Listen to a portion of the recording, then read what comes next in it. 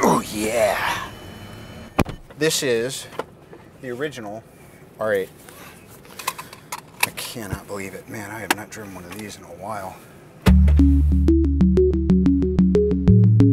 In 2007, Disney Hall, arrival of Tony Stark at this event that he then leaves and goes on his first mission. So downtown, the architecture of Disney Hall and the emergence of this rebirth of cool with the Audi brand. And I just remember thinking, man, the synergy of Marvel and Audi and the way that it panned out, it's just incredible. And then the success of the film, and it's like these two brands built off each other. And it's been a love affair ever since. And now the e-tron GT, which promises to be the most exciting electric vehicle in history. And we're gonna get a glimpse at that. And I'm gonna talk to the guy. I'm gonna pick his Teutonic brain. Oh, there you are. Hey, Mark. What's up, buddy? Hi, Robert. How are you? Good to see you. What are you doing? Sketch, you know, everything starts with a sketch. Right. That's the beginning. Incredible. I have a challenge for you. I would like for you to join me in the e-sauna, and we're just going to sit there silently and see who can take it for longer. It's very well lit. It's warm. Yeah. I can just feel the infrared energy of creativity in here. All right, I can't take any more. Will you show me the real thing? Sure. Come on. It's such a pleasure, dude. We continue. Put her there, pal. That's the one. That's it, yeah. Wow, look at that.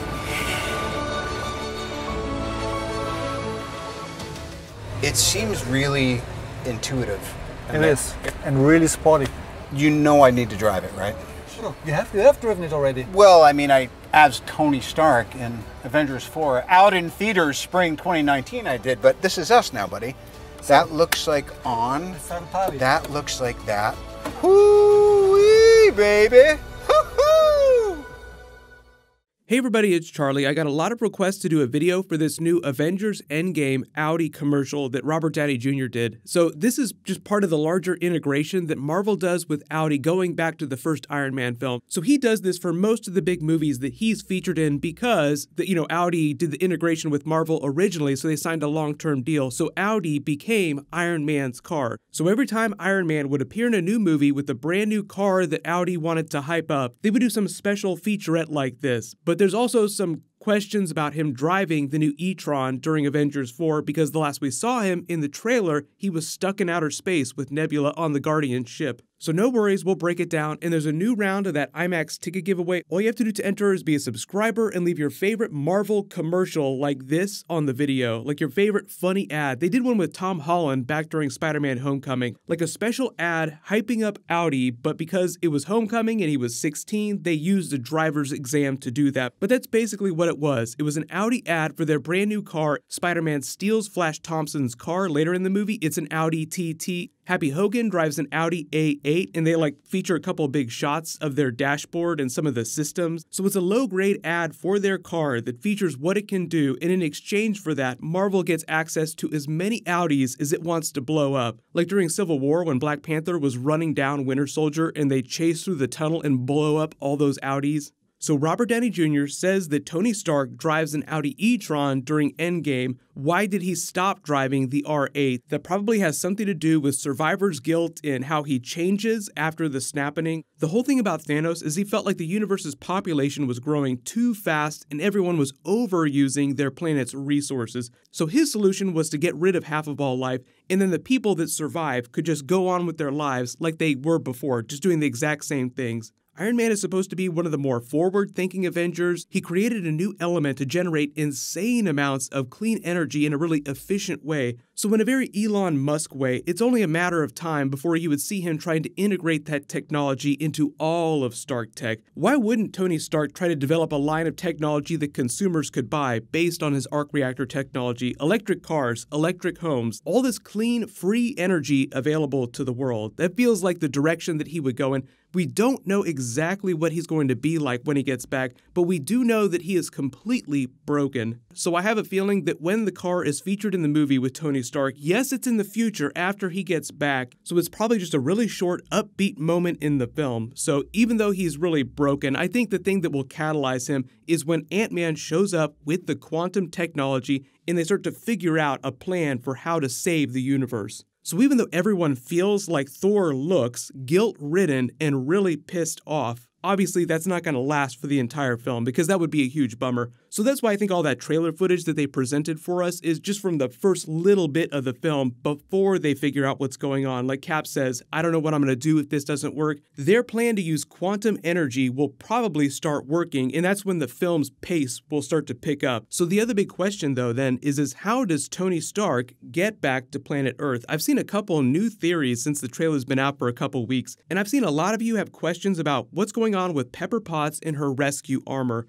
So I'll say this, I don't like the theory about Pepper Potts rescuing Tony just because he is in deep space, and Pepper Potts does not have better technology than what Tony has right now. Tony Stark, Iron Man, always has the most advanced version of whatever new generation of armor there is. So I don't think that his problem being stuck in outer space with no fuel and no food is a problem that's going to be solved with Pepper Potts' technology. We do know that she actually wears armor during the film because we saw her post this picture, so she has a blue-looking suit of armor, but I think that's only going to appear during a very brief part of the film where she'll be completely CG because she'll have the helmet on. So you'll see a combination of Gwyneth Paltrow doing the HUD style shots where you're just seeing her face lit up by the monitor screen right in front of her. She'll be in the middle of some chaotic giant battle scene and she'll be rescuing a lot of regular people. So like she will get a really big hero moment, but it'll be very brief. She'll probably only be using the armor on screen for a couple minutes at best. As far as Iron Man making it back to planet Earth with Nebula, I still think that it's a combination of him just using that crazy genius brain to MacGyver himself out of that situation, but with a little help from Nebula and Captain Marvel, who just happens to be nearby in outer space.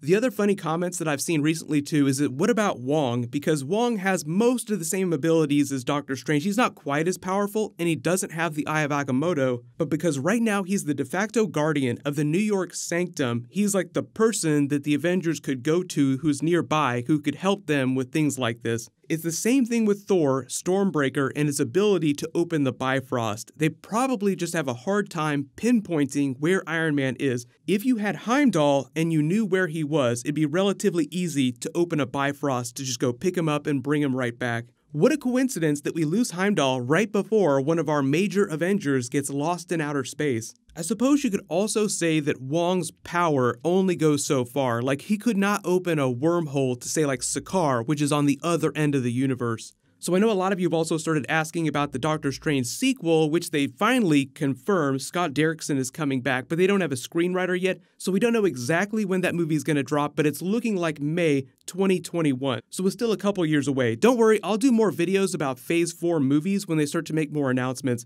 But let me know in the comments, how do you think that Iron Man gets back to planet Earth? There's a whole bunch of new stuff that just dropped. There might be a Dark Crystal trailer tomorrow if you're a big fan of the Dark Crystal, so I'll try to get videos out for everything. I'll name a new giveaway winner when I post new Marvel too. Click here to rewatch the Avengers Endgame trailer a billion more times, and click here for a brand new Game of Thrones Season 8 promo. Thank you so much for watching. Everybody stay awesome. I'll see you guys tonight.